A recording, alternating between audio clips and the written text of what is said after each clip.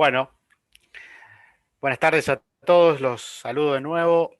Eh, Quiero agradecerles a los que están ahí, siempre al pie del cañón. Tenemos muchos usuarios conectados al YouTube.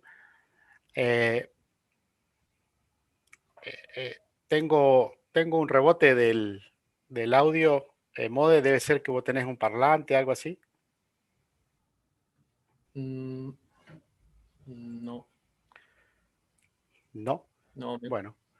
me No, escuchás bien yo ahí? lo que tengo acá la conexión. Ahí está, ahí está. Perdón, era yo.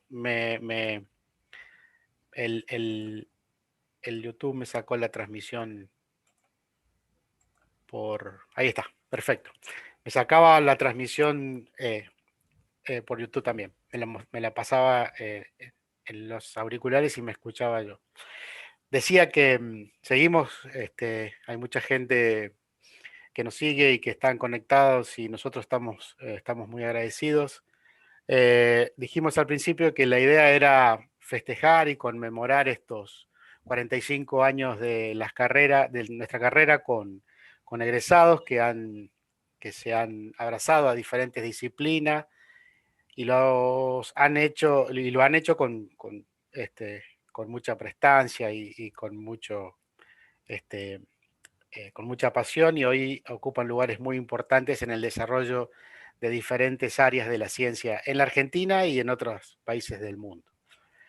Y también, obviamente, queremos hacer un agradecimiento muy, muy sentido a todos los que nos han acercado propuestas para webinarios y charlas y comentarios, lo que de esa manera nosotros podemos mostrarles a la gente de aquí, de la facultad, de la carrera, estudiantes, graduados y amigos que por ahí hace mucho que no lo ven, qué están haciendo y de paso ponernos un poco en contacto. Lo que primero fue un problema, que era este aislamiento que tuvimos que hacer por la pandemia, después por suerte lo estamos aprovechando y creo que ya podemos decir que con éxito hacer estos encuentros, estos eventos que están muy buenos y podemos charlar entre nosotros. Entonces, hoy a la tarde tenemos ahora la posibilidad de conversar con Mode, que Mode lo conocemos todos por Mode.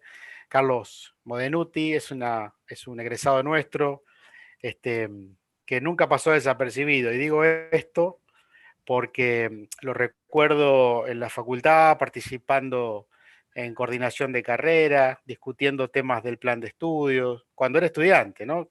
Participando de la creación de la Asociación Misionera de Estudiantes y sitios así, lugares así, que, que bueno, nada, que sí o sí una persona con esas inquietudes se termina transformando en un referente. Entonces, para mí es un orgullo poder presentarlo hoy, porque además hizo su tesis y después hizo su posgrado y doctorado en la Universidad de Buenos Aires, en Ciencias Exactas, y sigue ahí colaborando, proyectos de investigación y desarrollo de algo, de un área, este, digamos, que hoy es importantísima, este, y creo que ni siquiera todavía ha desplegado el potencial que tiene un área que siempre fue del futuro, es del futuro, pero también es muy fuerte en el presente. Y estoy hablando de la bioinformática y es ahí donde él se ha especializado y bueno, nada, y en áreas muy específicas,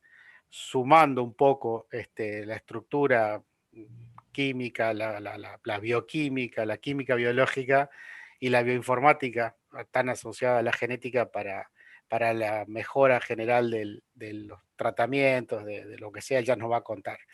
Y de desarrollo de genómica humana y terapias personalizadas y toda esta área que cada vez está con más auge y más desarrollo y que tiene un futuro promisorio. Así que bueno, sin más preámbulos, yo no quiero más que agradecerle a Mode que nos dé un par de horas de su sábado para charlar con nosotros y presentarse y decirle muchísimas gracias. Así que gracias de nuevo, Mode, y muy buenas tardes. ¿Cómo estás? Hola, muy buenas tardes a todos. Gracias por estar ahí del otro lado. Gracias por la introducción, Dardo, y por la oportunidad de ser parte de este evento buenísimo que se da en el contexto, en el marco de los 45 años de la carrera de la licenciatura en genética. Y bueno, contento y orgulloso de poder participar y de poder contar un poco qué es lo que pudimos hacer con lo que aprendimos en nuestra querida licenciatura en genética. Excelente, muy bueno. Listo, el lugar común. Yo me silencio y apago mi cámara, así vos pasás a lo que es propiamente el webinario y después que finalices charlamos otro rato. Perfecto. Aprovecho para, antes de apagar mi cámara y mi micrófono, decirles a todos los que están escuchando, que ya son muchos, que en el chat en vivo pueden dejar los saludos, las consultas, las preguntas, las inquietudes, que al final se las leemos a Mode y él nos va a contestar. Así que ya apago mi cámara. Adelante, Mode. Bueno, voy a compartir la pantalla.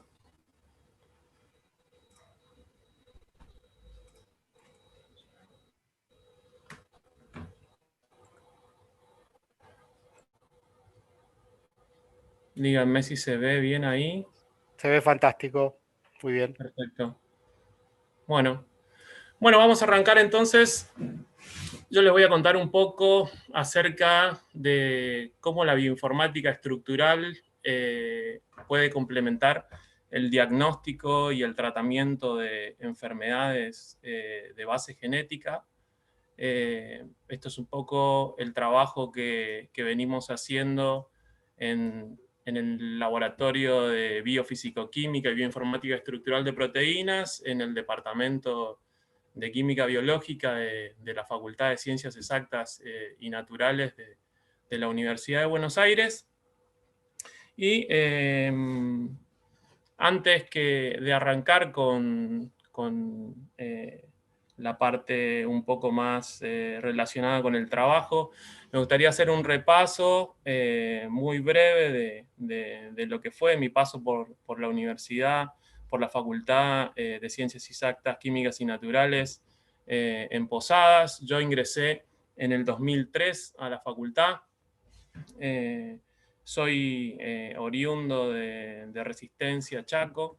Y bueno, comencé mis estudios, un poco, siempre me gustó la ciencia, no sabía para nada en ese momento lo que era la investigación, mucho menos idea tenía de la genética, pero era algo que era cautivante y motivante para mí. Entonces, dentro de las ofertas que había a nivel nacional, después de investigar un poco, llegué a que la licenciatura en genética de la Universidad Nacional de Misiones tenía una trayectoria y bueno, y además quedaba relativamente cerca de donde vivía yo, así que bueno, decidí arrancar la licenciatura.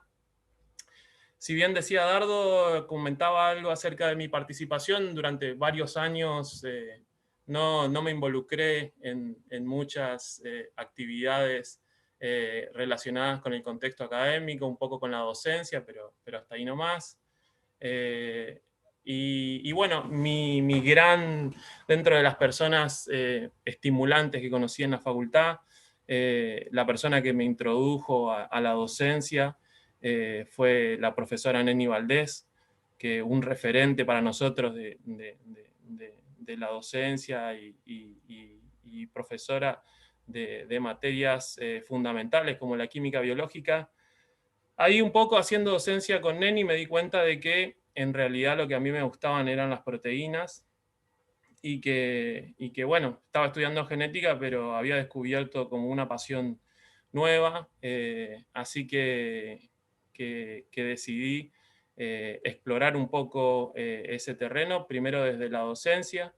Después tuve la oportunidad de participar en involucrarme en lo que es la política universitaria y actividades muy interesantes como la coordinación de carrera y poder participar en la elaboración de los primeros estándares de la licenciatura en carrera fue algo sumamente enriquecedor que complementó la parte de la docencia que venía haciendo. Y por último, bueno, me tenía que recibir, así que me busqué lugares en para hacer la tesina, y el laboratorio, uno de los laboratorios que para mí pionero en el área de virología en Posadas, me abrió las puertas. El laboratorio es el LaBiMap, y hice mi tesina de licenciatura con Javier Liota, donde también aprendí muchísimo. Y lo que siempre rescato de mi paso por la licenciatura en genética fue no solo las oportunidades que me dieron los docentes e investigadores del lugar, sino también la paciencia que me tuvieron, y sin duda mis profesores me recordarán como un alumno particular, por así decirlo. Así que les agradezco un montón. Con Javier hicimos un trabajo que tenía cierta relevancia para lo que era el estudio de poblaciones de Aedes aegypti, el vector del dengue. Así que mis primeros comienzos en la ciencia fueron en caracterización de poblaciones, algo más seguido a la ecología. Y la verdad que me gustó un montón. No lo conocía, y descubrí otra cosa que me gustaba y que no sabía, así que eso estuvo buenísimo. Después, en el 2009, terminé la carrera y me mudé a Buenos Aires, a la Facultad de Farmacia y Bioquímica, a arrancar mi doctorado en algo totalmente distinto, que tenía que ver básicamente con inmunología tumoral, o sea, cómo el sistema inmunológico puede desarrollar procesos tumorales, así que me puse a trabajar en eso, y para tratar de descubrir un poco cómo ciertas biomoléculas pueden ser utilizadas como terapias complementarias. Así que bueno, conocí la inmunología. Después, más a mediados del doctorado final, me empecé a interesar un poco más por la farmacología, estando en la Facultad de Farmacia y Bioquímica. También tuve el contacto con mucha gente interesante que me mostró un montón de cosas que yo no sabía. Así que me involucré un poco en el diseño, en la farmacología y el diseño de fármacos. Un poco hice mis primeros aproximaciones a la bioinformática. La bioinformática fue como la cosa más importante que descubrí, digamos, en mi proceso de formación profesional, porque si bien las otras cosas que había descubierto anteriormente me habían gustado, la bioinformática definitivamente era a lo que yo me quería dedicar. Así que eso fue un proceso muy, muy bueno, digamos, y me dio la oportunidad de conocer un área totalmente nueva, de la cual me enamoré. Y bueno, terminé mi doctorado y arranqué a trabajar en la facultad, me mudé a la Facultad de Ciencias Exactas de la Universidad de Buenos Aires, a trabajar un poco con desarrollo de fármacos, esta vez en otro contexto que es la tuberculosis. Así que bueno, seguí mi camino en la investigación en la tuberculosis, y si yo tuviera que describir más o menos cómo fue el proceso de construcción del conocimiento, pasé por la inmunología. La inmunología, en el proceso que yo estaba trabajando, tenía que ver con la glicobiología, así que aprendí un poco de glicobiología. Después pasé por la bioinformática, después pasé por la físico-química, y en los últimos años tuve la oportunidad de involucrarme en en un campo, digamos, de la bioinformática que se conecta directamente con la genética. Así que estoy volviendo a mis orígenes, digamos, a la genética, y después de haber dado toda la vuelta y haber pasado por un montón de disciplinas y conocido un montón de gente y qué sé yo, me di cuenta de que la genética era al final la razón por la que yo me había iniciado en la ciencia, pero también algo que me gustaba y que no la terminaba de entender y que ahora recién estoy intentando cerrar ese ciclo y me volví a enamorar de la genética. Así que lo que les voy a contar hoy es un poco una combinación de todas estas cosas que aprendí, cómo se pueden utilizar, digamos, en el contexto de la medicina para mejorar y tratar de ayudar un poco en lo que es el diagnóstico y también en algún momento en el tratamiento de enfermedades genéticas, ¿sí?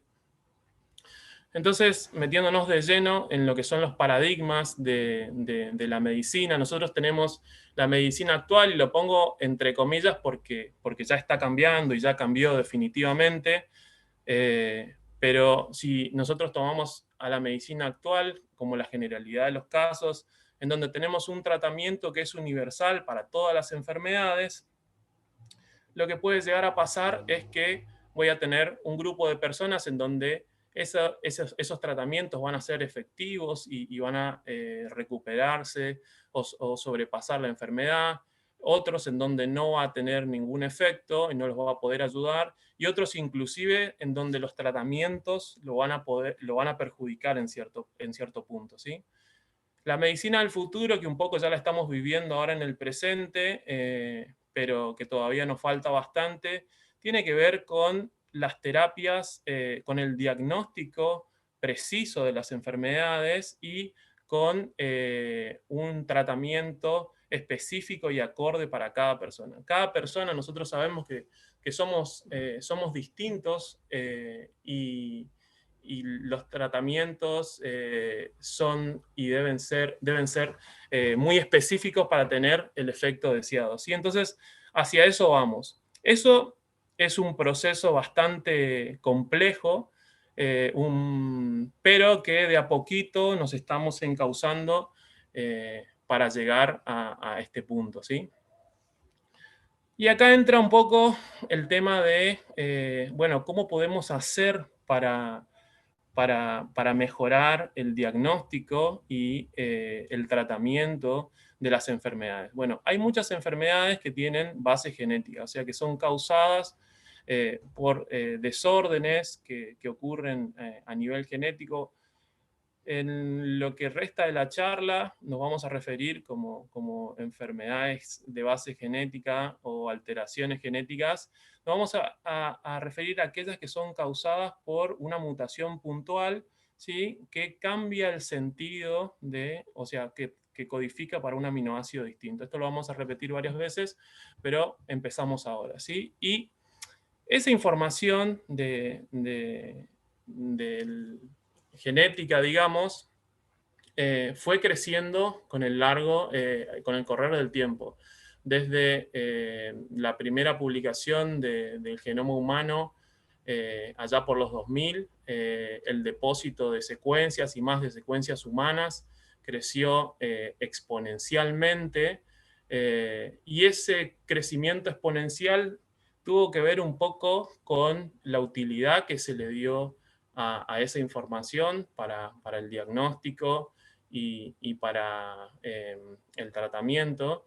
Y por otro lado tuvo que ver también con los costos, ¿sí? Nosotros arrancamos con los costos del primer genoma humano del orden de los 100 millones de dólares, y hoy por hoy estamos teniendo costos que rondan los 500 dólares, algo que es totalmente impensado en estos 20 años que pasaron, pero es un avance súper significativo y le brinda la posibilidad a un montón de personas de alcanzar ese tipo de diagnóstico, ¿sí? Y otra cosa importante que me gustaría también dejar claro como concepto que vamos a utilizar mucho es la diferencia entre la bioinformática y la biología computacional, ¿sí? Eso es lo primero que nos enseñan a nosotros, y podemos definir simplemente la bioinformática como el desarrollo de herramientas computacionales que nos permiten manipular datos biológicos a gran escala. La biología computacional son herramientas que no implican la programación o el desarrollo de programas específicos, sino que implica el uso de programas que ya están desarrollados para responder preguntas biológicas en particular, ¿sí? Entonces, ¿por qué necesitamos bioinformática en salud humana? ¿Sí? Bueno, necesitamos bioinformática en salud humana porque cuando hablamos de datos, hablamos de un montón de datos. Y en el 2015 la cantidad de genomas secuenciados era más o menos de 500.000, y hoy por hoy estamos superando ampliamente las decenas de millones de genomas secuenciados, y eso implica volúmenes impresionantes de datos.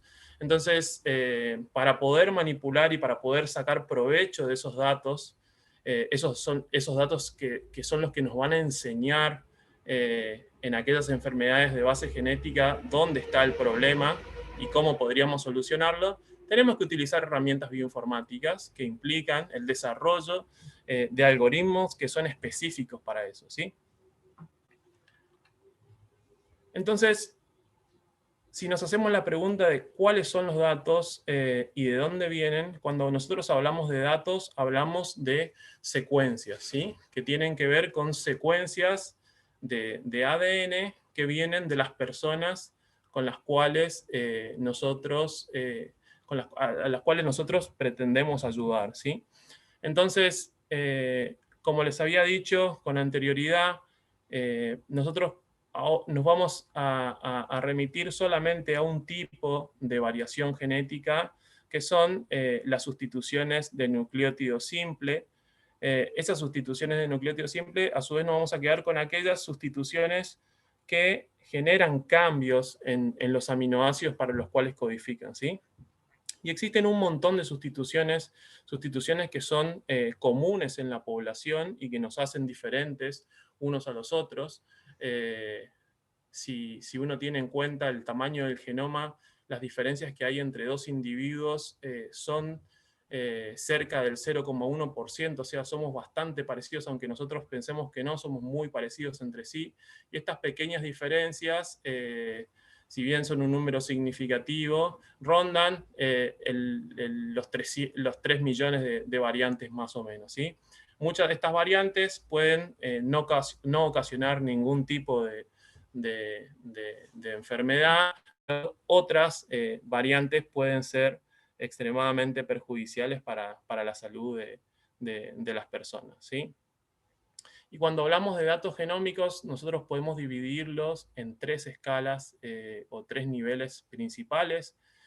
Podemos hablar de la secuenciación del genoma completo, en donde contemplamos regiones regulatorias, regiones que no se transcriben, como son los intrones y demás regiones genómicas, donde se encuentra un gran número de variabilidad, y mucha de la variabilidad esa no nos interesa porque en general no están involucradas en el desarrollo de patologías.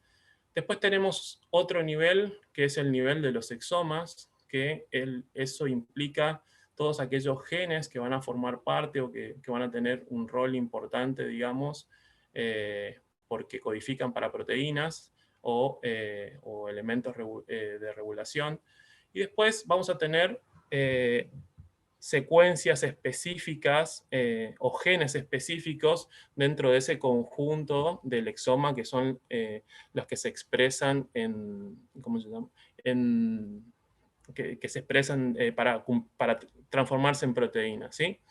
Y ahí es cuando hablamos más o menos de los paneles de genes, que son genes específicos que están involucrados en ciertas enfermedades y ya son conocidos, tenemos datos de eso, y cuando hacemos una secuenciación y sabemos más o menos la sintomatología del paciente, podemos remitirnos solamente a esos genes, ¿sí?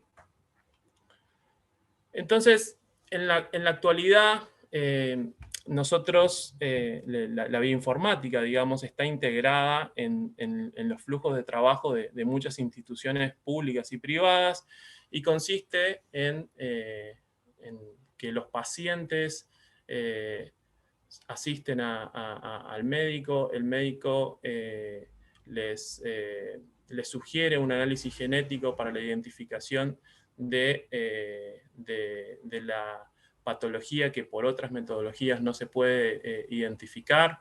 Entonces, el paciente se le toma una muestra, eso se hace una secuenciación, y esto genera datos crudos que son el material de partida para los análisis bioinformáticos posteriores que se realizan para tratar de identificar estas variantes que podrían llegar a estar afectando la funcionalidad de algunas proteínas y por ende involucradas en el desarrollo de alguna patología. Y para el procesamiento de estos genes, lo primero que se hace es el mapeo y el alineamiento de las lecturas contra un genoma de referencia para identificar a qué genes representan cada una de esas lecturas. Después se identifican las variantes, se las anota en función a la descripción que previamente uno tiene o conoce. Para esto necesitamos tener los datos previamente. Ahora vamos a ver un poco de dónde vienen esos datos. Y después lo que hacemos es un filtrado de las variantes que pueden llegar a estar involucradas en alguna patología, para posteriormente priorizarlas, ¿sí? Y en función a eso ponernos a trabajar en lo que sería un informe para que el profesional de la salud pueda evaluarlo y pueda tomar una decisión acerca del diagnóstico. Ese es el esquema general en el cual se desarrolla el diagnóstico basado en información de secuenciación, ¿sí? Y para que ustedes se den una idea más o menos de qué estamos hablando cuando hablamos de las variantes que uno está analizando, uno puede arrancar con unas 80.000 variantes, que son variantes comunes, que se suelen incluir dentro del análisis. Cuando filtramos aquellas variantes que no tienen efectos obvios sobre las proteínas, podemos pasar al orden de las 10.000. Cuando hacemos una interpretación biológica de esas variantes, podemos quedarnos en el orden de las 1.000 variantes.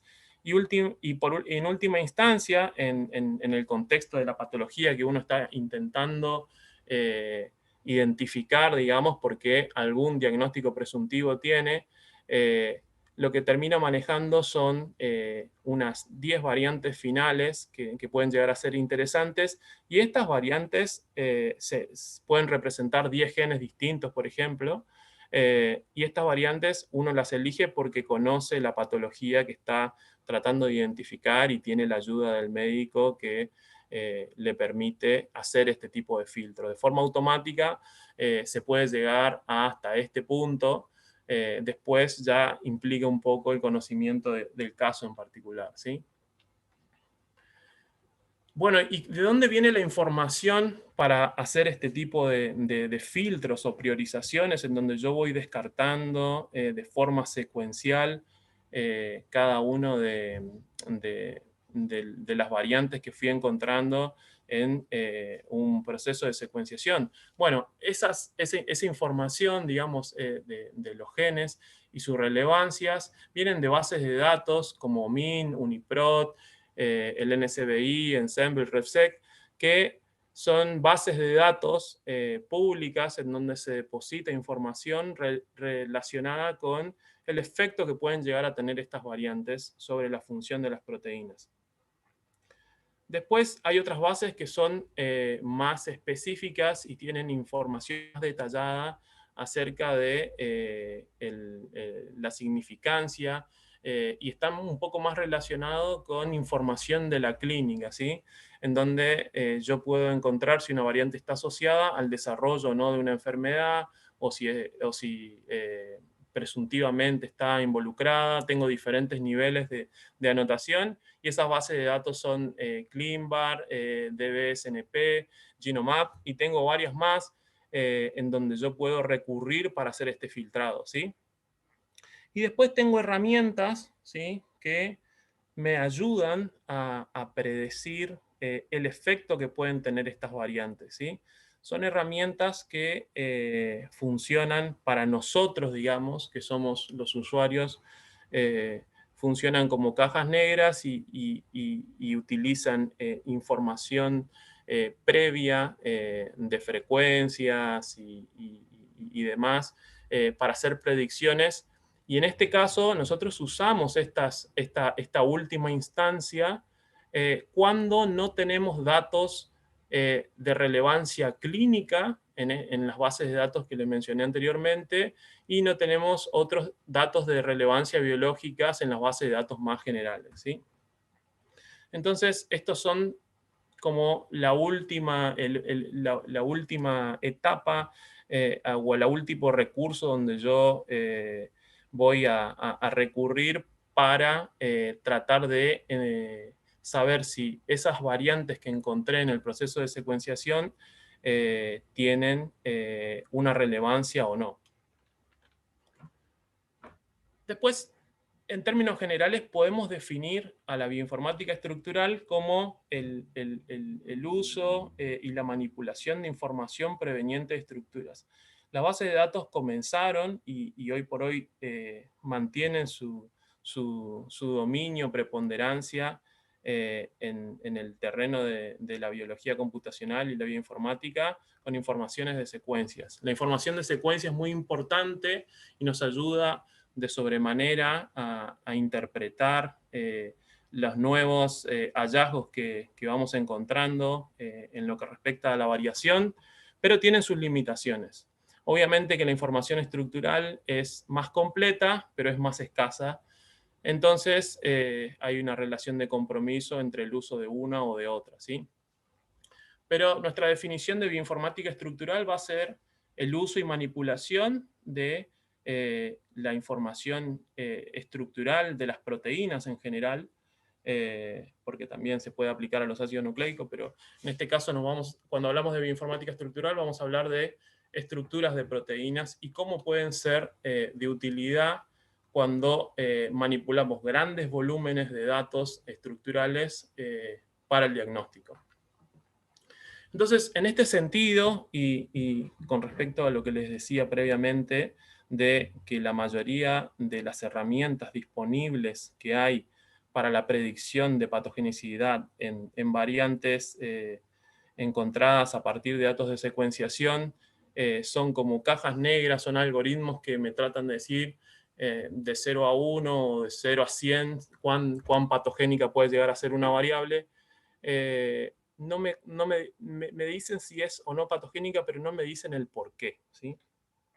Y motivados por esta pregunta, digamos, de cuál no solo predecir si una variante va a ser patogénica o no, sino tratar de dar una idea de por qué podría ser patogénica esa variante, nosotros desarrollamos una herramienta que se llama BarQ, que lo que hace es integrar, por un lado, información de la clínica, de las bases de datos biológicas en donde están anotadas las informaciones relevantes acerca de las variantes y combinarlas con un montón de análisis bioinformáticos, principalmente estructurales, para poder dar una explicación, no solo una idea de si esa variante puede ser patogénica o no, sino por qué puede llegar a ser patogénica, ¿sí? No voy a entrar mucho en detalle en cómo funciona la aplicación, quizá en otro momento podemos verlo eso, pero para resumirles, nosotros lo que hacemos es medir ciertos parámetros estructurales, como por ejemplo la energía libre asociada a un cambio entre un aminoácido por el otro, la sustitución, el cambio de energía libre. Podemos identificar si esa variante, por ejemplo, forma parte o no del sitio activo, o si forma parte de una interfaz entre la misma proteína para formar un dímero o la interacción con otra proteína, o si es un residuo que está enterrado, o si es un residuo cuya sustitución aumenta la agregabilidad o la interacción con otras proteínas, o facilita o promueve un cambio de estructura secundaria, por ejemplo, de una alfa hélice a una hoja beta, ¿sí? Entonces, si nosotros tomamos todos estos parámetros en su conjunto, podemos crear lo que se denomina un árbol de decisión. Ese árbol de decisión lo que me va a decir es, si yo tengo alguno de estos parámetros que yo sé que afectan a la funcionalidad de la proteína, lo puedo catalogar como patogénico y a su vez podría llegar a explicar por qué está causando esa patogenicidad.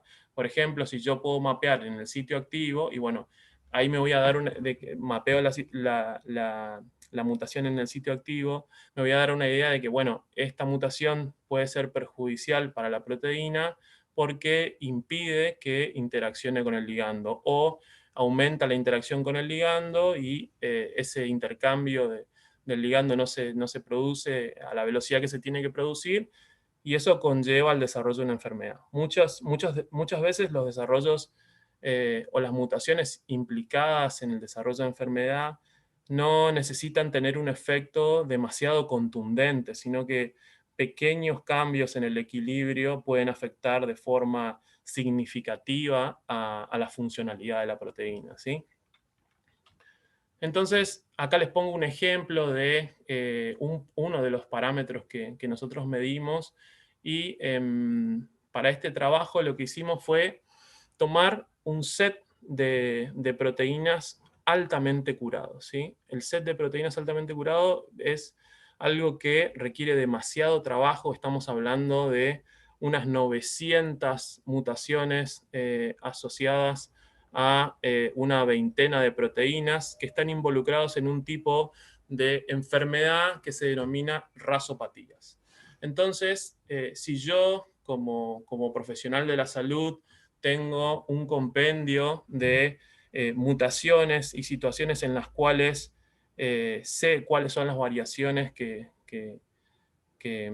causan la enfermedad, porque las validé experimentalmente o con secuenciación, o sé que el paciente las tiene, tengo ese material, que ese material vale oro. Ese material me va a ayudar a mí para, una vez que yo entreno mis algoritmos de predicción, ver la eficiencia que tiene ese algoritmo en la predicción de un parámetro particular. En este caso es la enfermedad, si es o no, esa mutación puede o no generar enfermedad, y por otro lado, por qué genera la enfermedad, ¿sí? Entonces, acá teníamos un dataset muy curado que venía de un trabajo de Kiel y Serrano, que se había publicado con anterioridad, en donde ellos habían evaluado uno por uno las mutaciones y se habían tomado un trabajo bárbaro en catalogarlos. Entonces nosotros teníamos ese dataset curado.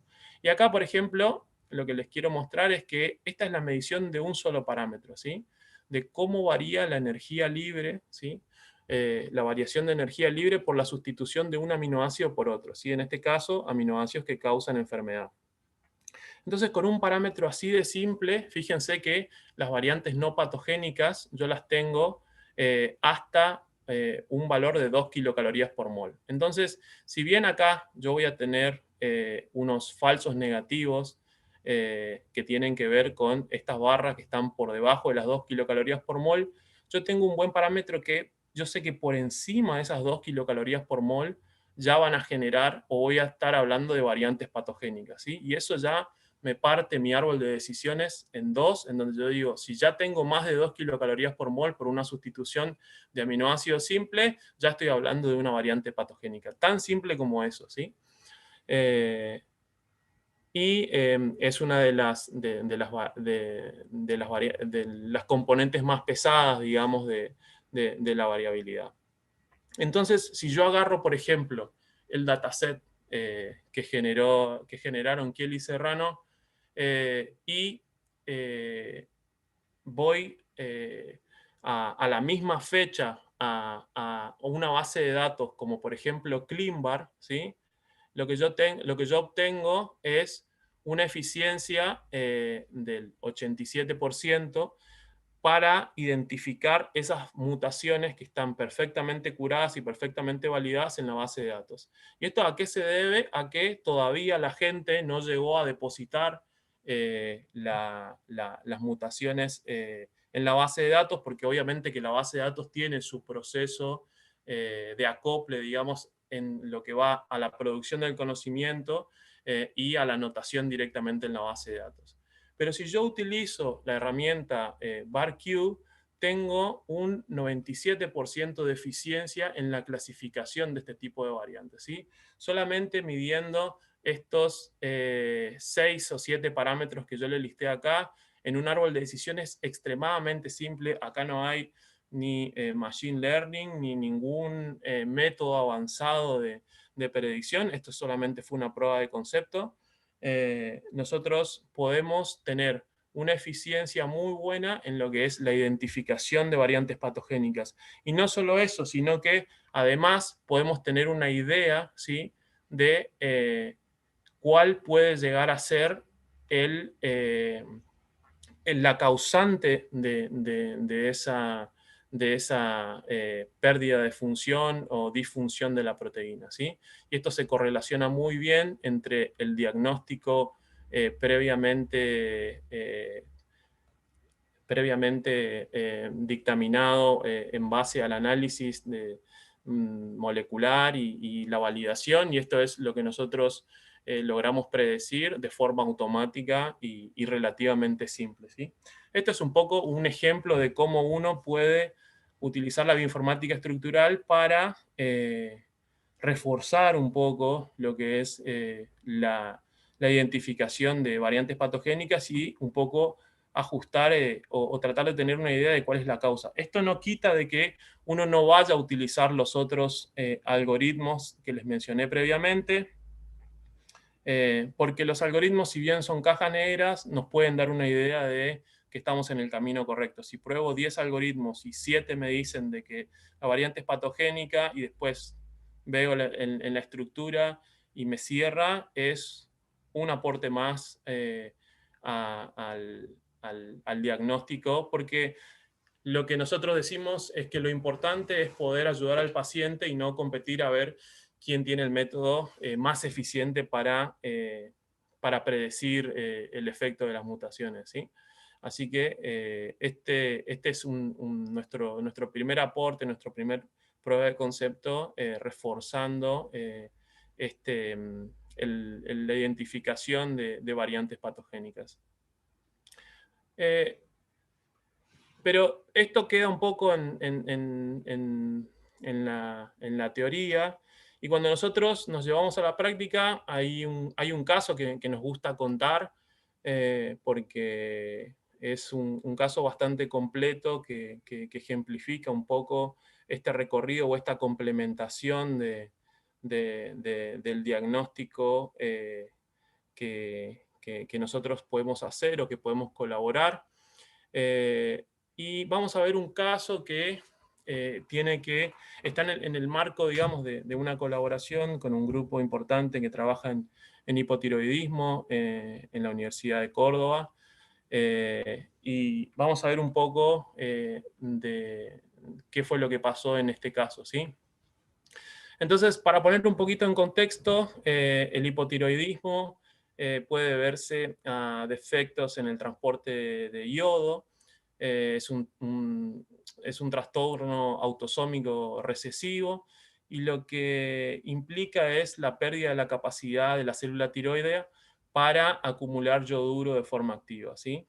Entonces, esta función del transporte de yodo a la célula tiroidea está mediada por un gen que se llama SLC5A5 o NIS, ¿sí?, que es un importador de sodio por yodo. Es una proteína de membrana y es la encargada de hacer ingresar al tirocito las moléculas de yodo para que puedan completarse, digamos, la producción de las hormonas tiroideas, ¿sí? Entonces, esta proteína está bastante estudiada, es un canal de la membrana que tiene más o menos 600 aminoácidos, es una proteína bastante grande. Al ser un canal de membrana, es bastante complejo también, y la biología es muy conocida de esta proteína, y hay un montón de mutaciones que están reportadas que tienen un efecto sobre la funcionalidad de la proteína, y tienen que ver más que nada con el transporte de iodo. Entonces acá vemos un montón de mutaciones que previamente se reportaron en las bases de datos y que afectan la funcionalidad de la proteína y por ende desarrollan enfermedad. Entonces, nosotros tenemos un paciente que tiene un diagnóstico tentativo de hipotiroidismo congénito. El hipotiroidismo es uno de los test que se hacen de rutina a los recién nacidos que permite la detección temprana. Es fácil de detectar, digamos, y se hace de rutina, pero muchas veces el efecto no es tan directo, digamos, porque lo que se hace es medir la tiroglobulina sérica y a veces si está aumentada es un indicativo. Entonces en este caso estaba ligeramente aumentado, el tamaño de la glándula, que suele tener hipertrofia, tenía un tamaño normal. Y lo que se encontraba reducido era la capacidad de incorporar ioduro, digamos. Entonces, esto era candidato seguro de que podría estar relacionado el gen SLC5A5 de la proteína NIS. Entonces, lo que hicimos en primera instancia, lo que se hizo fue la secuenciación de ese paciente y de otro paciente más. Estamos hablando del paciente A y también teníamos un paciente B. Y el paciente A presentaba una mutación que no estaba reportada y en homocigosis, y el paciente B presentaba se presentaba como heterocigota compuesto, digamos, para 2 mutaciones. Pero hoy vamos a ver solamente lo referido al paciente A. Esta mutación no estaba reportada, así que lo que pensamos nosotros como hipótesis de partida es que la mutación puede afectar la funcionalidad de NIS, y si afectaba la funcionalidad de NIS, queríamos saber un poco de qué manera lo estaba haciendo, ¿sí? Entonces, cuando uno utiliza uno de los servidores más populares, digamos, para la identificación de patogenicidad en ciertas variantes, que es Polyphen2. Cuando uno ingresa la mutación al servidor, el servidor le dice que esta mutación podría ser benigna, que no hay muchos indicios de la generación de enfermedad. Sin embargo, nosotros sabemos por el diagnóstico que la funcionalidad de la proteína estaba afectada, el transporte de yodo principalmente. Cuando vamos a nuestro servidor, lamentablemente nuestro servidor utiliza información estructural que proviene de experimentos de difracción de rayos X. Esta proteína NIS es una proteína de membrana, así que todavía no cuenta con estructura. Las proteínas de membrana son difíciles de cristalizar y por ende no pudimos utilizar nuestro servidor porque lamentablemente la estructura no estaba. Así que lo que tuvimos que hacer en este caso es crear un modelo por homología de nuestra proteína, utilizando información de otros transportadores. En este caso, fíjense que es un transportador bacteriano que tiene buena similitud de secuencia, y si nosotros nos mantenemos en el paradigma de que secuencias muy parecidas dan estructuras muy similares, podemos hacer estas salvedades y podemos crear nuestro modelo de la proteína. Acá vemos la topología de la membrana, de la proteína inserta en la membrana. Esta es la región transmembrana, esta es la región intracelular y esta es la región extracelular. Una de las mutaciones, que es la mutación benigna, una de las que se había reportado, cae en la región transmembrana, y las otras mutaciones que habíamos visto caen en la región intracelular, ¿sí? Aparentemente no tienen nada que ver con la estructura de la proteína, por lo menos en primera instancia, ¿sí? Cuando nosotros nos ponemos a analizar un poco en la información de la secuencia, en qué parte de la secuencia estaban estas mutaciones y estas variantes, nos damos cuenta de que no hay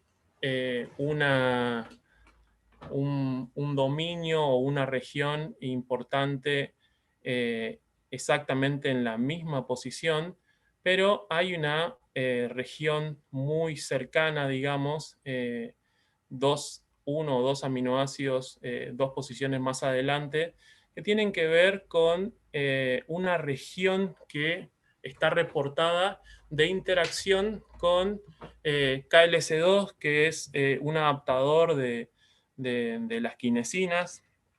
Las quinesinas son proteínas, son motores moleculares que lo que hacen es el movimiento anterógrado desde el retículo endoplasmático hacia la membrana, básicamente transportan vesículas.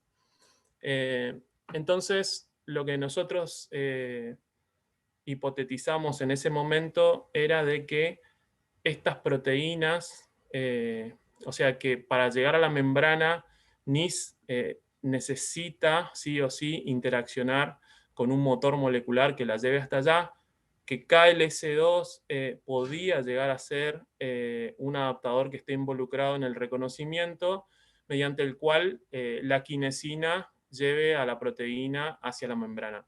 Esto tenía bastante sentido, y lo que nos generó como hipótesis de partida es que esta mutación podría llegar a afectar esta interacción y por ende determinar su retención en el retículo endoplasmático o en alguna región del Golgi, pero en baja proporción en la membrana, ¿sí? Todo esto surgió antes de cuando nosotros recibimos la información, digamos. Entonces nos generamos la hipótesis de partida y los experimentales se encargaron de la parte de lo que es la validación experimental. Entonces, con nuestra hipótesis de partida de que la interacción, la interferencia entre la interacción entre NIS y KLS2 podría hacer que NIS quede retenida en el retículo endoplasmático y por ende no llegue a la membrana, que es donde tiene que estar para hacer el transporte de yodo para la correcta producción de las hormonas, ¿sí? Entonces lo primero que había que hacer era validar que esa interacción, que esa interacción era factible, ¿sí? Entonces, y que el fenotipo se debía a la baja incorporación de yoduro. Entonces lo que primero hacemos es medir la capacidad de incorporación de yoduro y vemos que en una línea celular en donde tengo la proteína wild type, tengo un transporte normal de yoduro, y en la proteína en la que tengo la mutante tengo un transporte muy disminuido de yoduro. Después lo que analizo también es la maduración de la proteína. NIS es una glicoproteína y la maduración de los glicanos que están adheridos a la superficie de la proteína tienen que ver con su paso por el aparato de Golgi. Si la proteína está retenida en el retículo endoplasmático, la maduración de esos glicanos no se produce de forma correcta. En análisis de Western blot eso se ponía en evidencia también. Por análisis de citometría de flujo, de la presencia de NIS en la membrana, se veía que la mutante tenía mucho menos expresión de NIS en la membrana, y como se ve en estas fotografías, estaba bastante más retenida en el retículo endoplasmático.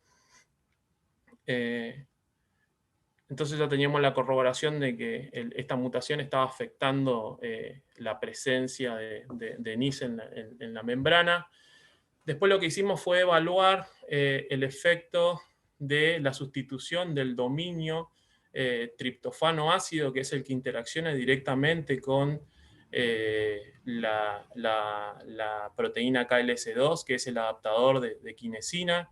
Entonces, si uno evalúa la captación de yoduro en una proteína, con la proteína wild type o con una mutante donde se le sustituye el triptofano y el aspartico por una alanina, la captación de yoduro baja drásticamente, y eso tiene que ver con que NIS no termina de llegar a la membrana plasmática en donde tiene que cumplir su función, sino que otra vez queda retenida en el retículo. Eso es otro aporte a la interacción entre NIS y KLS2. Cabe destacar que obviamente esta interacción no estaba reportada previamente. Y el último paso de la validación de la interacción tiene que ver con un procedimiento de cross-linking, en donde yo lo que puedo hacer es establecer si hay una interacción entre dos proteínas, yo puedo ligarlas, precipitarlas y validar su interacción. Y eso es una prueba más de que la interacción se estaba dando entre NIS y KLS2. Y un poco lo que terminamos haciendo es evaluar la interacción entre esta región del péptido y KLS2. La proteína KLS2 estaba cristalizada, la región de interacción del péptido, eso lo pudimos modelar, y cuando hicimos el modelo de interacción de NIS con KLS2, la diferencia de energía de interacción entre el péptido wild type, o esa región wild type, digamos, de la secuencia, donde estaba la glicina y donde estaba la mutación, no encontramos diferencias significativas. Entonces no tenía que ver con la energía de interacción entre el adaptador y la secuencia de la proteína, sino que había algo más. Entonces nos pusimos a pensar, revolvimos, nos dimos la cabeza contra la computadora y no encontramos una explicación. Entonces volvimos a las bases, a la química biológica, y lo que nos dimos cuenta es que, si ustedes prestan atención acá, tenemos el péptido totalmente desplegado. Eso es lo que indica es que para poder interaccionar con KLS2, con el adaptador, esta región de la proteína tiene que estar desplegada. En nuestro modelo por homología y lo que nos daban los predictores, esta era una región que estaba compuesta por alfa hélice. Entonces, cuando vimos eso y comparamos con el modelo, dijimos, quizá hay una diferencia entre la estabilidad de la alfa hélice y entre el estado ordenado y desordenado, digamos, o sea, el alfa hélice bien formada y la alfa hélice desordenada. Entonces se nos ocurrió evaluar la proporción de formación de alfa hélice en el péptido wild type y en el péptido mutante. Y para esto hicimos simulaciones de dinámica molecular. Esto con un servidor no se puede hacer. Los servidores requieren métodos más avanzados. Sin embargo, los servidores, la predicción de estructura secundaria, ya me daba una idea de que esta alfa hélice tenía menos probabilidad que la alfa hélice, tenía menos probabilidad que la alfa hélice de la mutante, ¿sí? Entonces, cuando nosotros hicimos esta evaluación del porcentaje de alfa hélice en una simulación, lo que nos dio es que la proteína wild type pasa cerca del 35% del tiempo como alfa hélice y después se desarma, pero las mutantes, esta es una de las mutantes, esta es la mutante original, digamos, y estas son otras mutantes. Esta fue reportada en la bibliografía mucho después, y esta es una mutante que diseñamos nosotros para validar los experimentos. Tienen un porcentaje de alfa hélice mucho mayor, ¿sí? Entonces, lo que nosotros hipotetizamos o proponemos como mecanismo es que para poder formar este complejo entre la proteína NIS y su adaptador, primero se tiene que desarmar esta alfa hélice, y en las mutantes esta alfa hélice está es mucho más rígida, primero porque tiene un aminoácido polar que estabiliza la alfa hélice, y la glicina y la prolina son aminoácidos que en general suelen desestabilizar la alfa hélice. Así que cuando ustedes pensaron de que la química biológica que veían en el segundo año de la carrera no podía funcionar para nada o que no servía para nada, acá les presento un ejemplo de la utilidad que le podemos dar a estos conceptos, ¿sí? Y bueno, para cerrar un poco, como conclusión de esto, quería dejarles que la cantidad de datos que se generan hoy en día impresionantes hace indispensable la inclusión de la bioinformática como disciplina complementaria en el proceso del diagnóstico clínico. Hoy por hoy, para ciertas patologías, para ciertos casos, resulta casi indispensable dejar de lado la genómica y la bioinformática.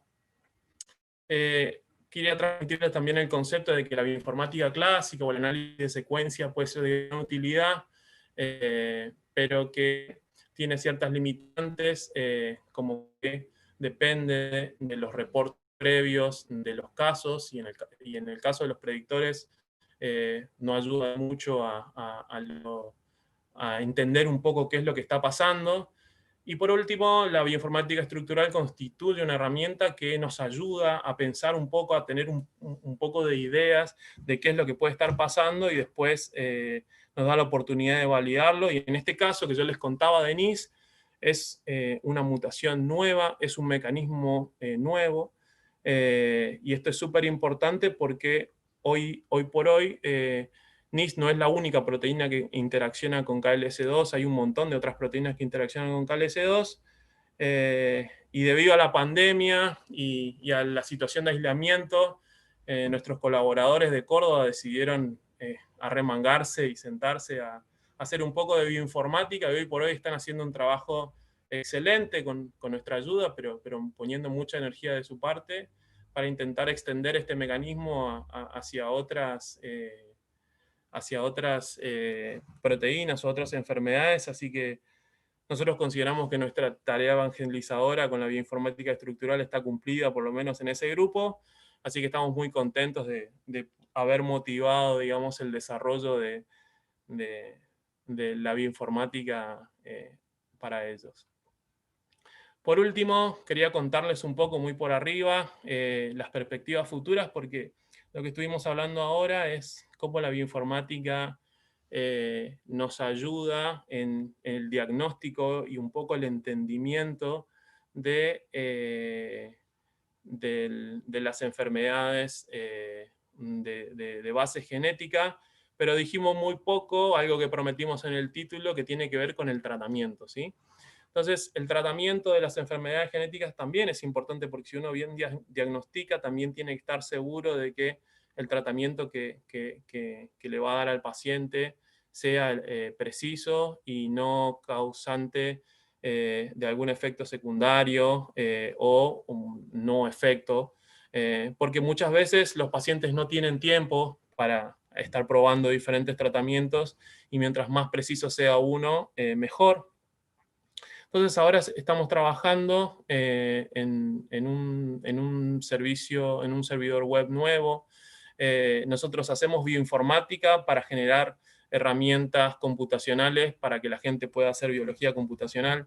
Entonces, esa es nuestra tarea, digamos, y lo que estamos trabajando ahora es en una base de datos que integre algo que la base de datos anterior no tenía, que era el efecto de las drogas sobre las mutaciones que nosotros estamos reportando. Estamos tratando de averiguar si son o no patogénicas. Entonces, agregaríamos un paso más en lo que es el proceso de diagnóstico, en donde no solo vamos a incluir más variables, digamos, más parámetros que medimos para mejorar nuestra predicción de la patogenicidad de ciertas variantes, sino que también vamos a incluir a las drogas a las drogas que se utilizan para el tratamiento, y vamos a tener una idea de la capacidad de respuesta que pueden llegar a tener.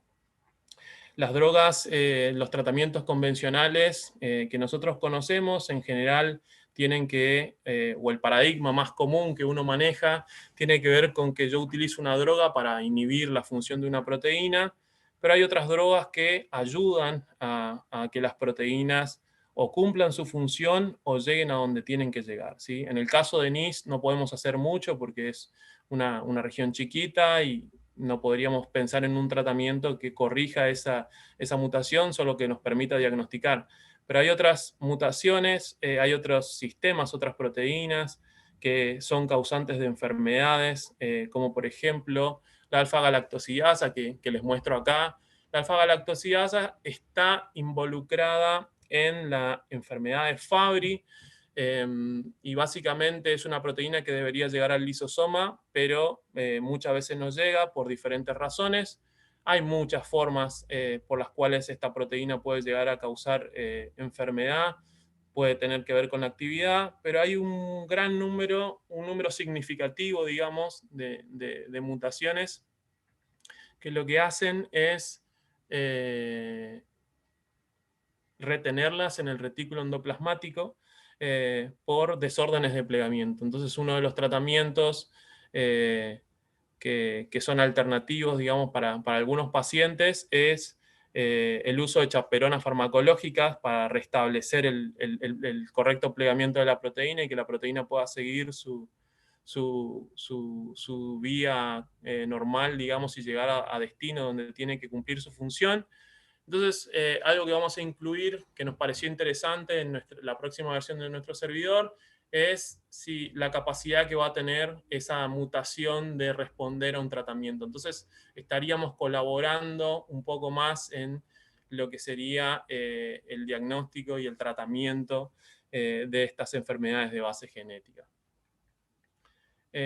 Bueno, por último, quería agradecer a la gente que parte de la gente del laboratorio y las instituciones que forman parte que formaron parte de este trabajo, ¿sí? A Marcelo Martí, Adrián Turjanqui, Leandro Radowski. Algunos ya no están en el laboratorio, pero siguen colaborando activamente. Demian Avendaño y Mauro Son, que es la última incorporación que tuvimos. Un estudiante muy talentoso que está trabajando en este último servidor que les conté, y esperamos que pronto lo podamos tener funcionando para que la gente lo pueda usar. Bueno, a las instituciones que financian obviamente estas investigaciones, al CIVISI, Iquivicen, CONICET, agencia, el Departamento de Química Biológica. Y lo último que les quiero decir es que, bueno, la bioinformática en esta situación de pandemia, digamos, fue una revelación para muchas personas que sentían de que por ahí no era para ellos o que era algo muy difícil y qué sé yo. Bajo el lema de quédate en casa haciendo bioinformática, nosotros queremos difundir y de hecho tenemos desde la facultad, dictamos un montón de capacitaciones a distancia. De hecho, quería invitarlos a la Escuela de Genómica Clínica que va a ser en un par de semanas, el mes que viene. Va a arrancar y es una capacitación donde enseñamos a fondo todas estas herramientas que se utilizan para el diagnóstico de enfermedades de base genética. Me parece interesante aprovechar la oportunidad para compartirlos. Obviamente que se hacen todos en el contexto de la universidad pública y que están abiertas a la comunidad. Así que más que bienvenidos a aquellas personas que se quieran sumar y que quieran ser parte del movimiento de la bioinformática. Muchas gracias.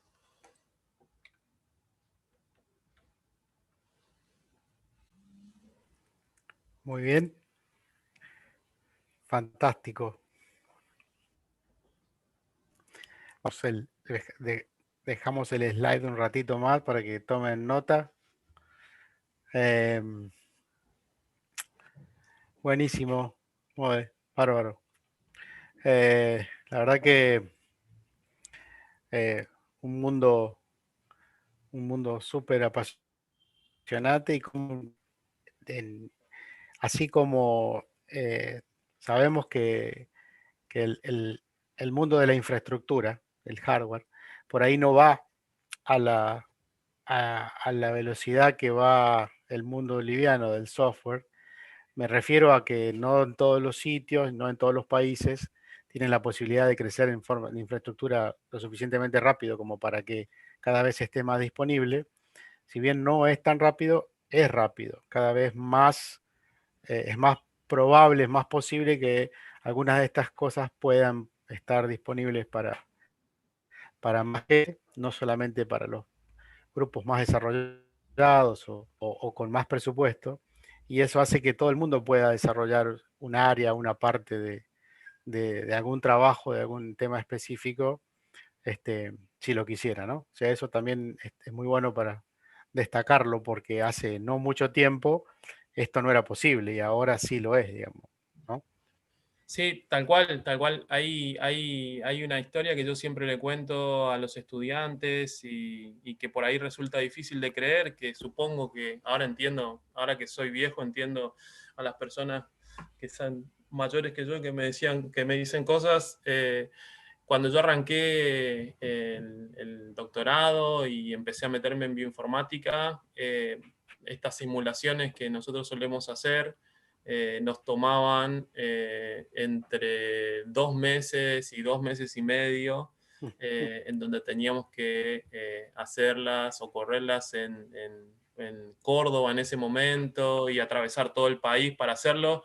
Y hoy por hoy la tecnología creció tanto, se migraron a dispositivos mucho más baratos y uno ya no necesita una supercomputadora para hacer este tipo de cosas, sino que con una computadora de escritorio y una buena placa de video se pueden hacer un montón de cosas fantásticas, digamos, y se puede producir un montón de datos y de información súper interesante y eso es algo muy bueno porque le da la oportunidad a un montón de gente de trabajar y sin tener que hacer una inversión demasiado grande, digamos.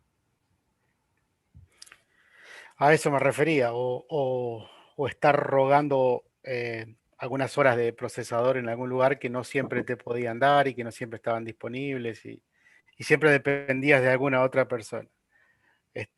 Hoy en día existe esa posibilidad, así que no es una limitante como fue al principio. Y todos sabemos que en alguna parte de nuestro desarrollo, nuestro trabajo, en un doctorado, lo que sea, tener que esperar meses para la oportunidad de tener disponible el hardware es algo tedioso. Bueno, yo me voy a dejar de hacer preguntas en primera persona y voy a pasar a leer los comentarios del chat y los mensajes, todos conocidos probablemente. Juanse Ortiz Márquez dice, vamos, Mode, ídolo. Marcelo Gamarra dice, grande, Mode. Gonzalo Sequeira, saludos, Mode, un abrazo grande, Chango. Ana Ramos dice, grande, Mode, tanto tiempo. Desde la MEG, saludos. Teniente Dan dice, Mode, sos un crack, amigo, abrazo grande. Gastoncito Arocena, grande, Mode. Javier Urquiza, grande, Mode, un abrazo. Mauro Song, crack, Mode, saludos, dice, bueno, recién lo mencionaste, forma parte del equipo. Mauricio dice, saludos, Mode, Mauricio Castro Parodi. Paola Ojeda dice, grande, Mode, un abrazo grande. Diego Ojeda dice, sin miedo al éxito, Mode, un abrazo. Bueno, Él porque está ahora pisando las alfombras rojas de la fama, entonces este, tiene la posibilidad de mandar ese tipo de mensajes. Diego es una celebrity. Eh, y- sí, sí, sí, ya lo es. Sí, sí, es una celeridad. Y bueno, brindamos por eso. Silvina Astiet dice, muy buen trabajo, amigo. Gran abrazo. María Inés Dinolfo dice, agradezco a la carrera por darme la formación, pero aún más por darme familia. Y uno de ellos es mi amigo Mode. Excelente trabajo. Mensaje, ¿eh? Qué bueno, Naine. Juan Manuel Ortiz dice, qué genio, Carlos, súper bueno el trabajo. Lucía dice, excelente trabajo, felicitaciones. Juanse Ortiz Márquez dice, Mode, ¿podrías contar un poco cómo planean incorporar datos referidos a la dominancia? En otras palabras, ¿cuánto se veía afectado el paciente B del ejemplo, heterocigota? Sí, bueno, el paciente B lo dejamos porque, como esto que yo les había contado, era algo que pudimos llegar a fondo a validar. Este trabajo, desde que nosotros hicimos la primera hipótesis en donde pensábamos de que se podían interaccionar NIC con KLS2, hasta ahora que la semana pasada se terminó de escribir el paper, pasaron 4 años. O sea, para validar Mm. esa única mutante fueron 4 años de trabajo de Mariano, que Mariano está haciendo su tesis doctoral, hizo un trabajo alucinante en la validación. Y lo que nos pasó con el heterocigota compuesto es que todavía no logramos validarlo experimentalmente con la rigurosidad con la que validamos las otras mutantes. Entonces, el efecto sobre el fenotipo es un efecto bastante amplio, y uno cuando se encuentra con la enfermedad, digamos, la enfermedad puede ir puede variar en su severidad, y este paciente, el heterocigota compuesto, una de las mutaciones no afectaba para nada la función y la otra sí. Y nosotros suponemos que afecta directamente la interacción entre KLS2 y NIS de forma positiva. Estas son las cosas con las que uno se va encontrando. Haciendo un screening, nos dimos cuenta de que nuestras predicciones dicen de que la proteína se une más fuerte. Entonces, si la proteína se une más fuerte, alcanza a transportarse hacia la membrana, pero después KLS2 no lo quiere soltar, o la suelta con menos frecuencia, entonces la proteína llega a la membrana, pero la vesícula no se puede separar, digamos. Es una hipótesis todavía, pero no la pudimos validar. Eh, Así que, bueno, seguiremos trabajando para tratar de validarlo. Quizás forme parte del mecanismo más general en la que están trabajando, en la que estamos trabajando en colaboración también con este grupo de Córdoba. Clarísimo. Gonzalo Sequeira dice, Mode, piensa- ¿piensan afianzarse en el diagnóstico de hipotiroidismo o tiroides como un todo? Ah, de hipotiroidismo o tiroides como un todo. Obvio, desde la bioinformática y la secuenciación. Sí, para nosotros es sumamente importante la colaboración con los grupos que estudian a nivel muy detallado las patologías, porque la bioinformática, si bien es universal, sin la orientación del profesional de la salud, ya sea el médico o el investigador específico, es prácticamente imposible resolver este tipo de problemas. Como les dije, por ahí nosotros se los presentamos simple y no contamos la historia completa de todas las vueltas que damos. Pero es bastante complejo, y ellos son un grupo que se dedica a los trastornos asociados al transporte de yodo. Entonces, colaboramos nosotros en el diagnóstico, en parte analizando los datos de secuenciación, y en parte en estos datos de secuenciación que traen variantes que no han sido reportados, en tratar de describir el mecanismo. Pero no nos quedamos solamente en el hipotiroidismo. Nosotros, en ese sentido, como bioinformáticos, somos medio mercenarios de las colaboraciones, así que varias otras colaboraciones tienen que ver con otras enfermedades, y nosotros gustosos de poder participar siempre en diversas áreas, digamos. Ahora lo que estamos tratando de desarrollar en el laboratorio, si bien somos un laboratorio bioinformático que de a poco fue migrando hacia la parte experimental, es en la enfermedad de Fabry. Estamos intentando montar los sistemas experimentales en la facultad. Justo nos agarró la pandemia, así que eso va a tener que esperar un poco. Pero en el mientras tanto seguimos en colaboración estrecha con la gente que trabaja específicamente en las patologías, porque es inigualable el aporte que hacen, y cómo se puede complementar en la investigación y en la bioinformática. Claro, desde la medicina o el investigador clínico. Después, más mensajes, dice Denise Sánchez, dice, genial tu trabajo, Mode, gracias por compartirlo, un abrazo.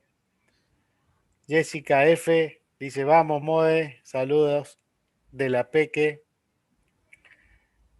Silvina Stietz dice, ¿cuál es el potencial de estas herramientas como exploratorias? Por ejemplo, si se desconoce el mecanismo, la proteína involucrada en la enfermedad.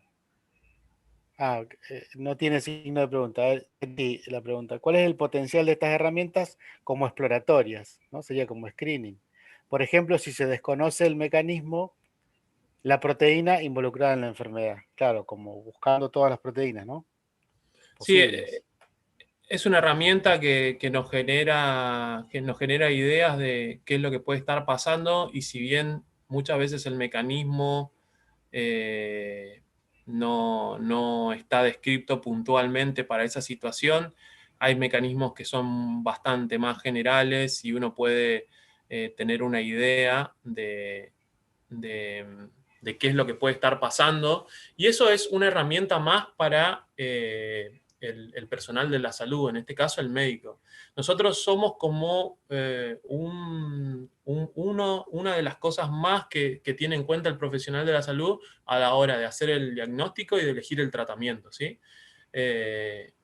Y es sumamente importante. Cada vez más se suman los profesionales de la salud a este tipo a la interpretación de este tipo de información que suele ser bastante o sumamente importante, y obviamente que va a depender del caso en particular.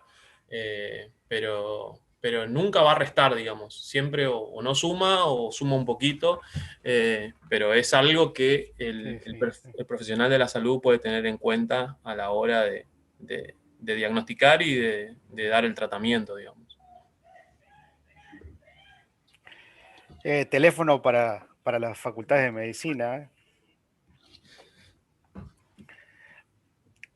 Para incorporar cada vez más esto en los planes de estudio. Dice Cristian Asensio, estamos lejos de pasar desde la genómica personalizada a la bioinformática estructural que sea predictiva de consecuencias en todas las mutaciones presentes en un individuo. ¿Hay poder de cómputo suficiente con las computadoras actuales? Sí, totalmente. La limitación ahora es más que nada conceptual, y de cómo abordarla, digamos, y del poder de cómputo que implican. Nosotros, yo supongo que no creo que para esta escuela de genómica clínica, que es el mes que viene, no vamos a llegar, pero probablemente para la del año que viene ya tengamos andando la herramienta. Y en esa van a estar mapeadas de forma estructural, o sea, todas las proteínas que estén involucradas en enfermedades que tengan estructura y quizá las que no también, van a estar dentro del servidor disponible. Así que no es un cálculo demasiado grande, digamos, para un usuario con una computadora común, con una notebook, obviamente sí, pero para nosotros que tenemos nuestra propia estación de cómputo, no va a ser un problema y la mayoría de las cosas van a estar calculadas ahí. Así que la única diferencia es que nosotros lleguemos a plantear bien el abordaje para que la gente pueda aprovecharlo lo máximo posible. Como les había dicho, en la versión anterior, esta que fue más o menos una prueba de concepto que anduvo bastante bien en la herramienta anterior, utilizamos un algoritmo muy simple que es sí, no, que se llama árbol de decisiones, que, que así de simple y todo fue bastante efectivo. Hoy por hoy ya estamos trabajando en algoritmos de Machine Learning para poder potenciar mucho más la información que tenemos y poder llegar a un resultado más práctico y más útil, digamos, para las personas que hacen las consultas. Así que cuanto antes lo terminemos, va a estar disponible para la gente, para que lo puedan usar. Una pregunta que se me ocurre a mí. Dado que, digamos, trabajando con genómica estructural o bioinformática estructural, perdón, bioinformática estructural, desde el punto de vista de la estructura de la proteína, como no son secuencias extremadamente largas y que requieren subir a memoria eh, eh, una secuencia tan larga como sí puede llegar a ser análisis genómico, ¿dónde está el cuello de botella en el hardware? Digamos, ¿a dónde se requiere más cómputo? No tanto en la RAM, no tanto en el procesador, sí utilizar los procesadores de gráfica, como en un servidor como el que ustedes están pensando ahora, en la arquitectura, ¿dónde está el verdadero, dónde se necesita realmente la potencia? Y estos programas que nosotros utilizamos para hacer los cálculos, por ahora son todos programas que utilizan procesadores. Y como nosotros hacemos los cálculos, la mayoría de los cálculos previamente, Claro, si el usuario tiene alguna consulta particular, se hace solamente esa consulta particular. Y por lo que claro. estuvimos viendo, no tardan del orden de minutos, no es problemático porque nosotros dejamos todo listo para que cuando el usuario vaya tenga una buena experiencia y no tenga que esperar hasta el otro día o hasta la otra semana o qué sé yo, lo hace medianamente rápido. Y obviamente que para hacer cosas a gran escala, si bien nosotros tenemos nuestros recursos computacionales en la facultad, eh, dada si hay algo que escala demasiado, digamos, lo hacemos en supercomputadoras de afuera, que tenemos la suerte de contar con colaboradores que nos prestan sus recursos y que forman parte activa de los trabajos. Entonces, la experiencia del usuario se facilita un montón porque cuando acceden al sitio, las cosas ya están, la mayoría ya están todas calculadas, digamos. Lo que hay que hacer es un mínimo cálculo que Bastante, esto sí. no implica, no implica demasiado, digamos. Y aparte están los chicos que son súper talentosos, como Mauro o Demian, que se encargan siempre de que las cosas sean eficientes y que se calculen rápido y que estén disponibles, así que ellos están trabajando para usted.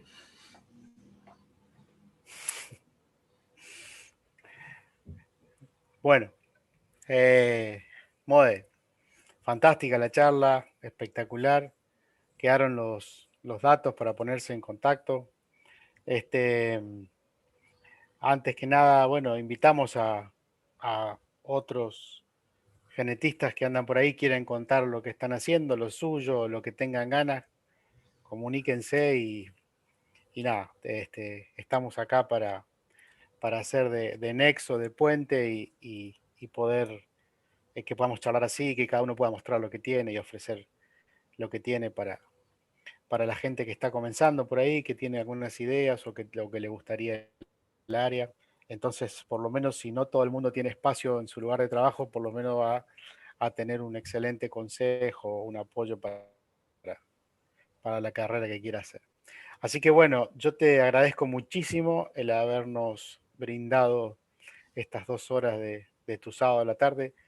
Este, Seguramente te evitamos que salgas a caminar un rato por Buenos Aires, pero bueno, nada, tuvimos mucha audiencia, mucha gente conectada, enganchada y nada, agradecerte de nuevo, fantástica la charla y bueno, será hasta la próxima, Mode. Un abrazo grande. Bueno, muchas gracias.